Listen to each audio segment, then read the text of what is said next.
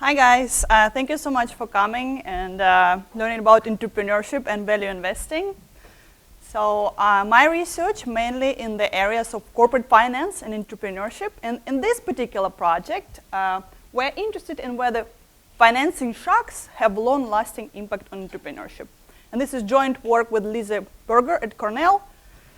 So why are we interested in this question? Well, I think I don't have to convince you guys that entrepreneurship is important. But in the literature, we know that entrepreneurship drives innovation, drives increases in productivity, as young firms tend to be more productive than old firms.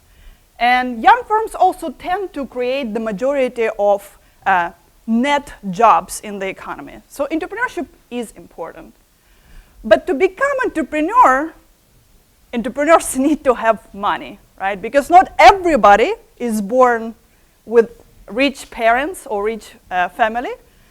Therefore, access to finance is extremely important to become entrepreneurs, right? To found your company, etc. And we know that in the short run, access to finance plays a crucial role in increasing participation in entrepreneurship. For example, we know when there are influx of capital in financial markets, people are more likely to try start a company. We also know that in the short term, financial shocks to markets hinder entrance in the economy, right? Makes sense. If you want to start a company, you can't find financing, you're just less likely to found your company. One example of financial shock that is thought to be have a big negative impact on entrepreneurship is recent financial crisis. For example, studies have found that during financial crisis, distressed banks were less likely to lend young and small businesses. Right? So what I'm plotting on this graph is basically an example of this. I'm plotting one measure of entrepreneurship, which is jobs created in new firms as a fraction of all jobs, private jobs in the economy. So for example, we see that in 1995, 11% of all jobs were in companies with age 3 or less. But what happens around financial crisis? We see that the jobs in young firms dramatically plunge, right, from around 10% to 7%. And we are still not nearly recovered from that level. And you can plot this as a fraction of new firms in the economy and any other measure that people commonly use to measure entrepreneurship, you'll see very similar trend. Right, so this seems to be like an important empirical relation between big financial shock and entrepreneurship. But the question that we're interested in, do these financial shocks have long-term persistent effects on entrepreneurship? Because suppose in a couple of years we recover back, right? Maybe these financial shocks have very temporary effect on entrepreneurship in the economy. So that's why we want to understand if these shocks have long-term persistent effects on individual participation in entrepreneurship. So as a motivating example for why this actually might be the case, what we are doing here, we want to understand relation between a financial shock that happened long time ago, Great Depression, more than 70 years ago. And what we're doing, we're plotting entrepreneurship as a function of financial shock during Great Depression, 70 years ago. There are a couple of ways to present the data. What we're doing here is we are dividing counties, US counties, that had more severe bank distress during Great Depression versus less severe, right?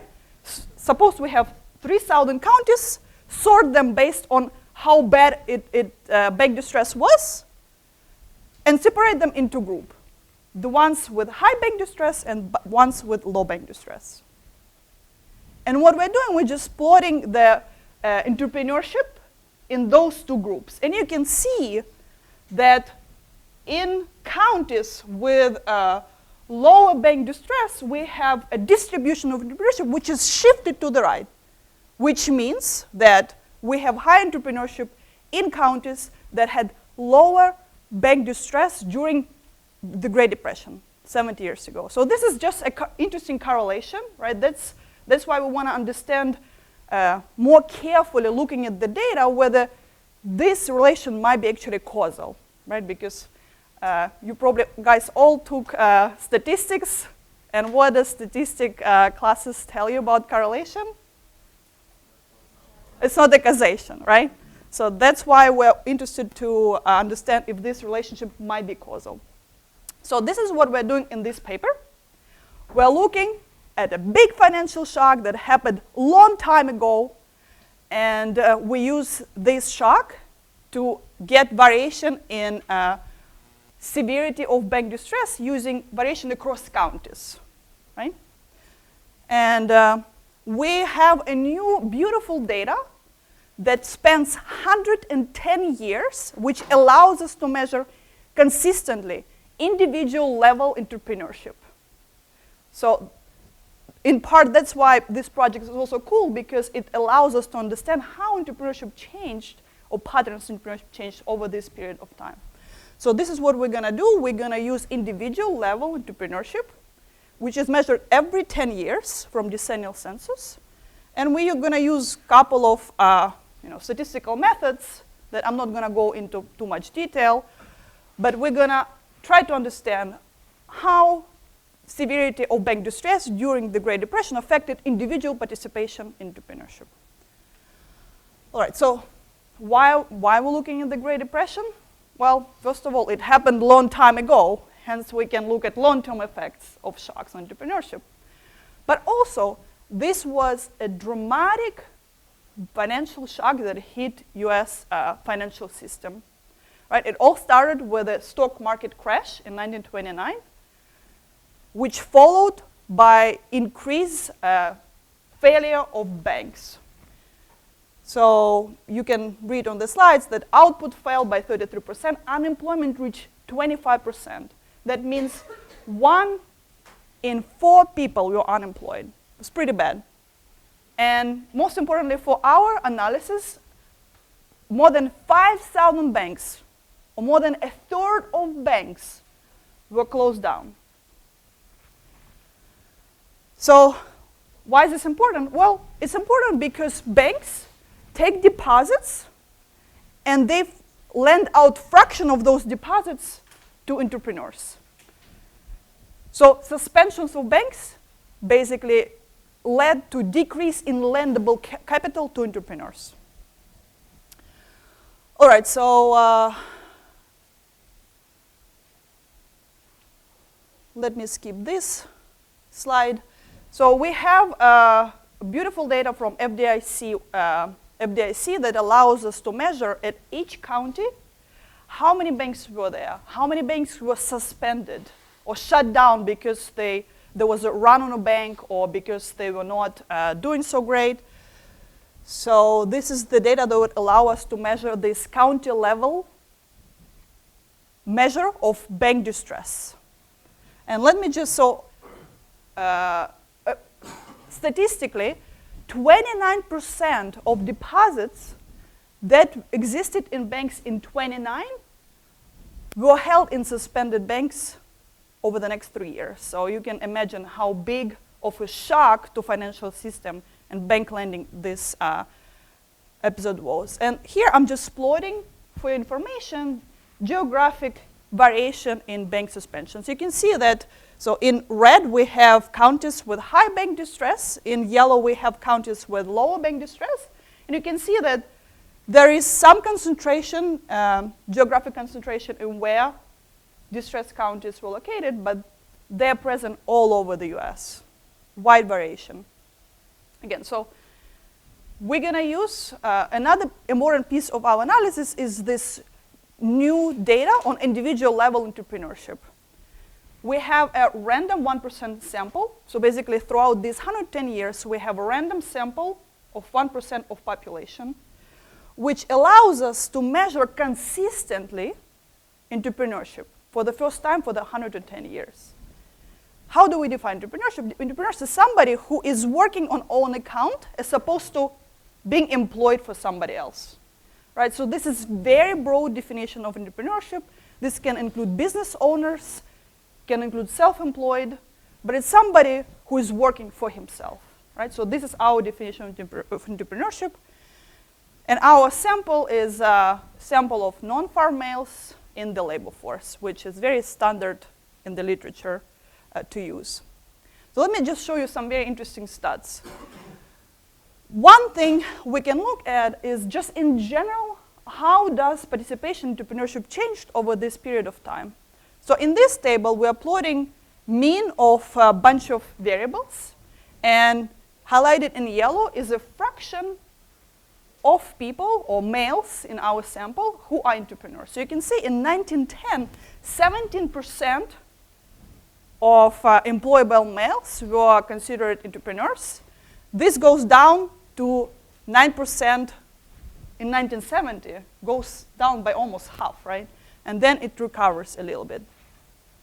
But even more interestingly, this data allows us to understand how does a makeup of entrepreneurs changed over time compared to people who work for somebody else.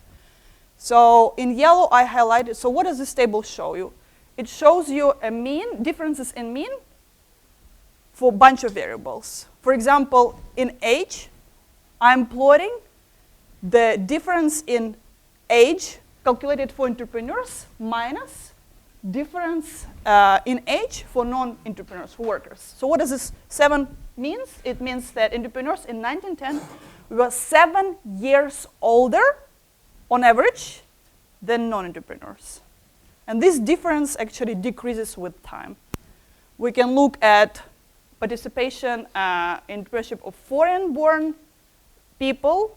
Interestingly, there is quite a variation through time. We see that in 1910, foreign-born people actually were not more likely to become entrepreneur. Right? This ratio actually increases and then reverses back.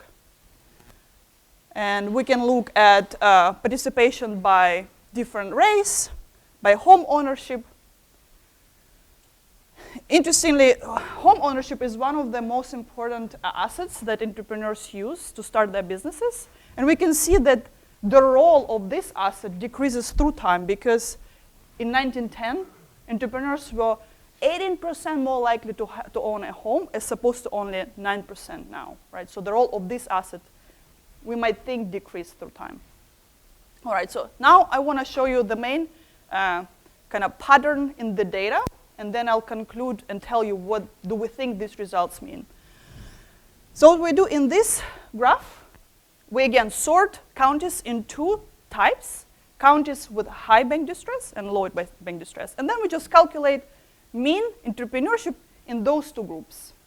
So in blue, we see counties with high bank distress, and in red, we see counties with low bank distress. And we can see actually that counties that had more bank distress during Great Depression were more entrepreneurial before the big shock during the Great Depression. However, during the 30s, these counties started to become less entrepreneurial. Like we see that the differences decreases. This difference tend to decrease with time going forward. So using many other statistical methods, we document that Great Depression reduced entrepreneurship in the long term in counties that had more bank distress. And this reduction is quite economically meaningful. We find that the reduction is 1.3 percentage points, which is 13% out of the 11.5 mean entrepreneurship rate. So it's quite dramatic.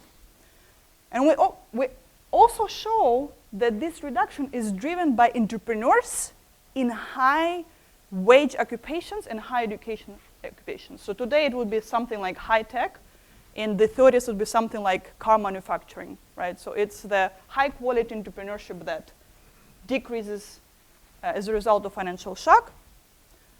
And we use many different other measures of entrepreneurship, but we all find consistent results. We find that countries that experience higher bank distress during Great Depression, they have lower patenting going forward, lower employment in startups, et cetera, et cetera. So why do we think this might be the case, that this big financial shock changed patterns of entrepreneurship going forward?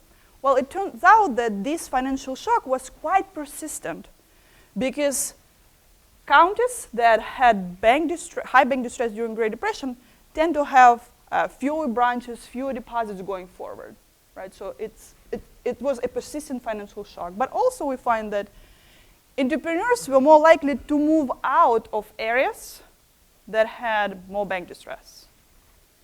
They tend to be physically relocating out of distressed areas into non-distressed areas. So why is this important? Well, our results suggest that big financial shocks can have structural changes on entrepreneurship, right? We see that areas that are more negatively affected by this financial shock have this entrepreneurial brain drain of people who are entrepreneurial and go somewhere else to find better resources. And findings also suggest that having stable financial system is quite important for entrepreneurship. Thank you very much.